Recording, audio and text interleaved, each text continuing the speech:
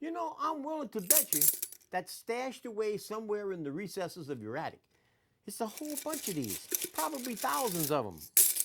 Yep, those are Mardi Gras doubloons. My question to you, though, is your collection as extensive and priceless as the collection that belongs to Edward Cox? The doubloons are memorabilia that you can keep with the crew and the year and the date and the theme of the parade as a perfect memento of your experience at the parade, particularly if it's your first time at a carnival parade. This belonged to my father, Charles E. Cox Jr., who passed away about 4 months ago. And my brother, who is also big in Mardi Gras, now living in Chicago, said, Boots, why don't you hang on to Dad's collection? Keep it at home, keep it in New Orleans. Well, it's kept locked away elsewhere off-site, but it was brought in today to share with you. So, how much encompasses the whole collection? Oh, you're talking about every carnival crew, every marching crew, every truck crew, every crew that's just a carnival ball and no parades. I would say about 35,000, but that doesn't include the heavies and the cloisonnés and such.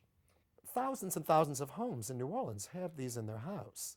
Probably not as organized, probably kept in jars like this just for Mardi Gras display. Little gifts for friends out of town when they come in town. But certainly over 35,000, like I said, excluding the rarities.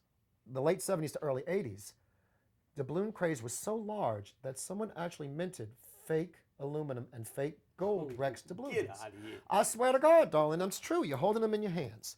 They were selling those things. They were trading them. There are people in New Orleans right now and probably across the world who have doubloon collections who proudly display that they have a silver and a gold Rex from 1960. And they're not real. Saturday, 6 parades take to the streets. Choctaw on the West Bank at 11:30, followed by Adonis at noon. At 1, Pontchartrain hits the Uptown route.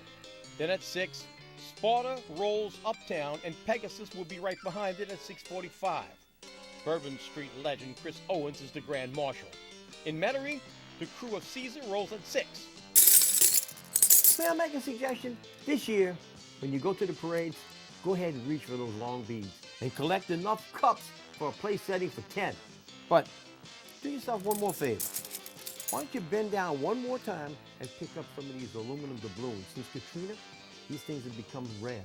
So you end up with a priceless collection long before you know it. And you can do that if you got an eye on Carnival.